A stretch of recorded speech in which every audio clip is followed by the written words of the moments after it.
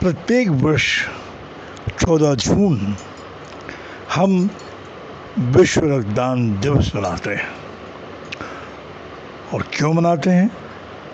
क्योंकि विश्व रक्तदान दिवस हम इसलिए मनाते हैं कि डॉक्टर कार्ल लैंडस्टीनर, जिन्होंने ABO ब्लड ग्रुप की खोज की थी 1901 में, उनका जन्मदिन है। वो एक वैज्ञानिक थे, एक चिकित्सक थे, ऑस्ट्रेलिया के थे। उनका जन्म 14 जून 1868 में हुआ था। और अगर डॉक्टर कार्ल लैंडस्टीनर नहीं होते, हम ABO ब्लड ग्रुप के बारे में ही नहीं जानते। तो ये आपको आज का जो मैं YouTube आपके सामने ला रहा हूँ, इसमें आपको सारी जानकारी पूरे वर्ल्ड की मिलेगी। History of the blood transfusion of the world, साथ ही साथ हमारे देश में जो संगठन है, जो लोग हैं, हिस्ट्री ऑफ ब्लड ट्रांसफ्यूजन या blood donation movement in India, इसको आप लोग खूब ध्यान से सुने। और उसके बाद में जब आप हिस्ट्री ऑफ ब्लड ट्रांसफ्यूजन को सुन लेंगे, उसके बाद इस विश्व रक्तदान दिवस के उपलक्ष्य में जो आकाशवाणी इलाहाबाद में हमारा साक्षात्कार हुआ, उसमें भी आप सुनेंगे कैसे गांव के लोगों को मैंने साक्षात्कार के ज़रिए उनको प्रेरित किया और विश्व रक्तदान दिवस के बारे में बताया, रक्तदान के महत्व के बारे में बताया और कैसी उसकी भूमिका युवाओं के द्वारा हो सकती है, महिलाएं उसमें कैसे रक्तदान कर सकते हैं और कौन नहीं रक्तदान कर सकता या कौन कर सकता है, सारी बातें मैंने इसके द्वारा आपको बताई हैं। इसलिए आप इस YouTube में ज़रूर देखें, सुने और इस चैनल को ज़रूर सब्सक्राइब करें और अपने कमेंट ज़रूर लिखें, तो हमें भी खुशी होगी। तो आइए सुनिए history of the blood transfusion in world and India और हमारे आकाशवाणी में जो वार्ता हुई है उस विषय पर। थैंक यू और सुनिए और आनंद लीजिए। मैं अमित बैनर्जी, इलाहाबाद से। जैसा कि मैं बता रहा था आपको कि इतिहास जो हमारा हिस्ट्री ऑफ ब्लड ट्रांसफ्यूजन है, ये आज का नहीं है, बहुत पुराना है। 5000 साल पहले की बात है ये। इजिप्ट के बारे में आपने सुना होगा। वहाँ के चिकित्सक जो है रक्त के बारे में शोध कर रहे थे 5000 ईयर्स अगो। 4500 साल पहले एक किसी कोने में, वर्ल्ड के किसी कोने में, Chinese emperor name Huang Thai, builder of Chinese wall, जिन्होंने चाइनीज़ वॉल बनाया था, उन्होंने उस वक्त ये सर्कुलेटरी सिस्टम द ब्लड जो है, role in carrying blood to all parts of the body, उस चाइनीज़ वॉल पे लिखा था। कितने साल पहले? 4500 साल पहले। और उसी तरफ देखिए कि ये जो ब्लड की हम बात करते हैं, इसमें जो पिशाच आत्माएँ होती हैं या डायन होती है, इनके बारे में जिक्र होता है, रोमन्स के बारे में जिक्र होता है। और आपको मालूम ही होगा कि महाभारत में भीम ने क्या प्रतिज्ञा ली थी। तो भीम ने जो प्रतिज्ञा ली थी दुशासन के खून को पीने का, उस जमाने में, समझ रहे हैं कितने साल पुराने? 5000 साल पहले। ये उस वक्त से चला आ रहा है और ये कोई आज का विषय नहीं है ये। लेकिन जो घुमाव हुआ ये है, जो टर्निंग पॉइंट कहते हैं, वो तब हुआ। ये कब हुआ? ये हुआ 1616 में। आज हम विश्व रक्तदान दिवस मना रहे हैं।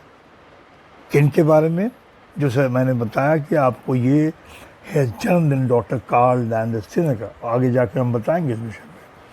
लेकिन 1616 में डॉक्टर विलियम हार्वे, जो बहुत प्रसिद्ध चिकित्सक थे, सबसे पहली बार अप्रैल 1616 में इन्होंने gallons hold on medicine was finally broken by an English physician named Dr. William Harvey, who had his medical education in Italy.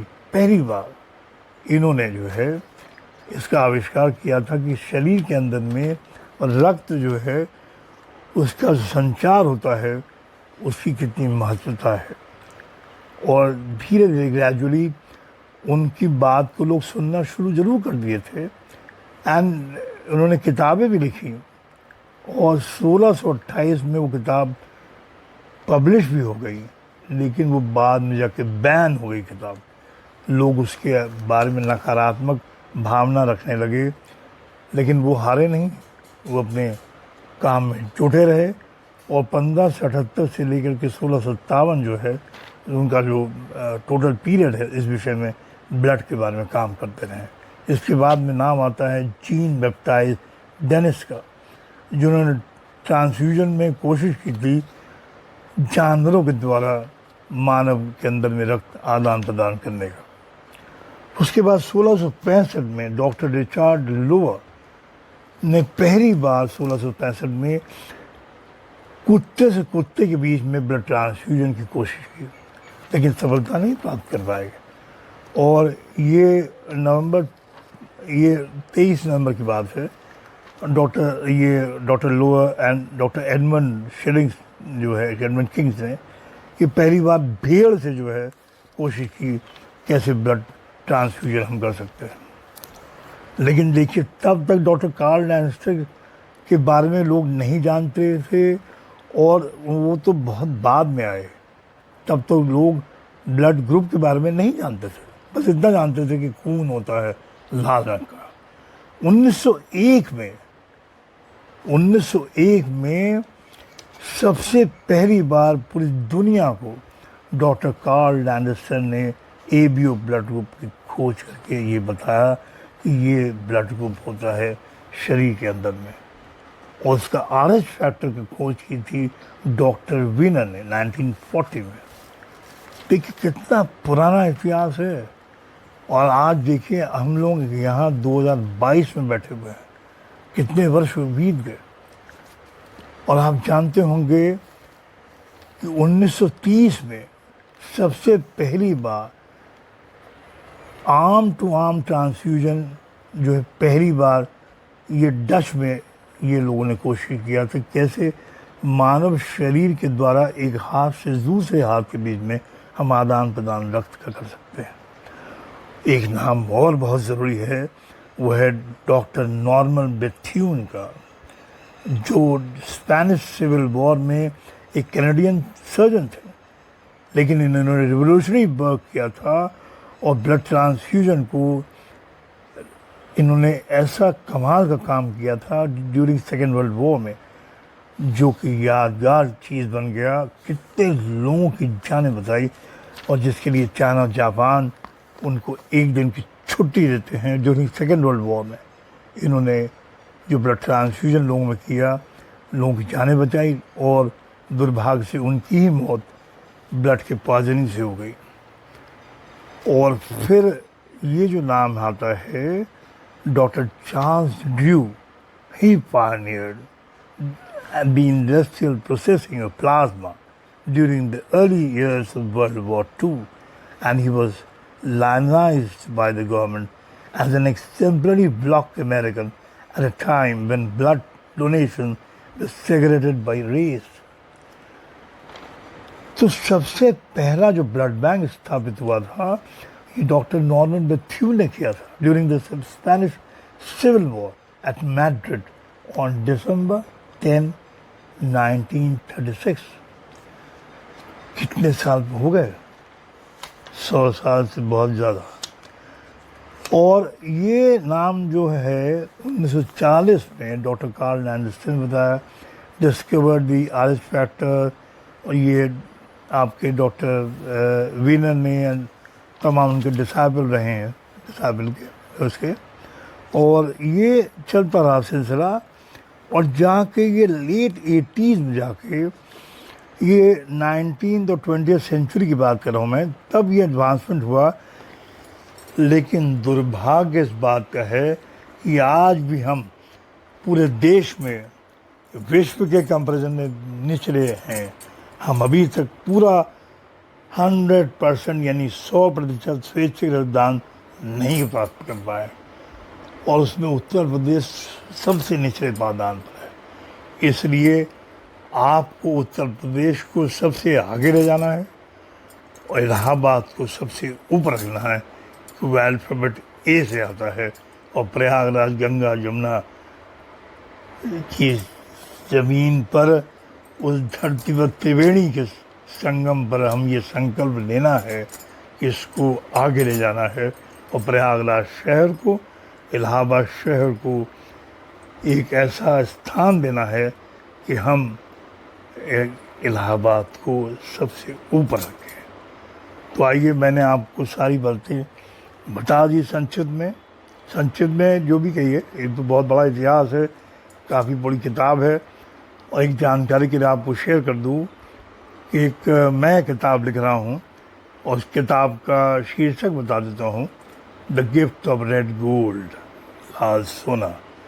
वो किताब अगर आपको आशीर्वाद देंगे तो मैं 1 अक्टूबर 2022 को इसी ANH ब्लड बैंक में आप लोगों की उपस्थिति में उस किताब का मैं विमोचन करने का प्रस्ताव देता हूँ, और आपको आशीर्वाद दें ताकि मैं उस किताब को कंप्लीट कर पाऊँ।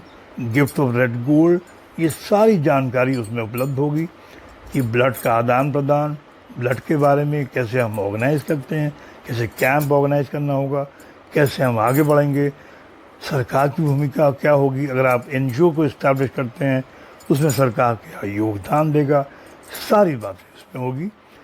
मैं अमित बैनर्जी आपको इस सारे इतिहास को बताने के लिए बहुत बहुत धन्यवाद देता हूँ। साथ ही साथ मेरा मोबाइल नंबर है 9450002531, और मेरा email ID है AMITAmitBANERJ55@yahoo.com। आपका बहुत बहुत धन्यवाद। ANH ब्लड बैंक, आपका भी बहुत बहुत धन्यवाद। नमस्कार।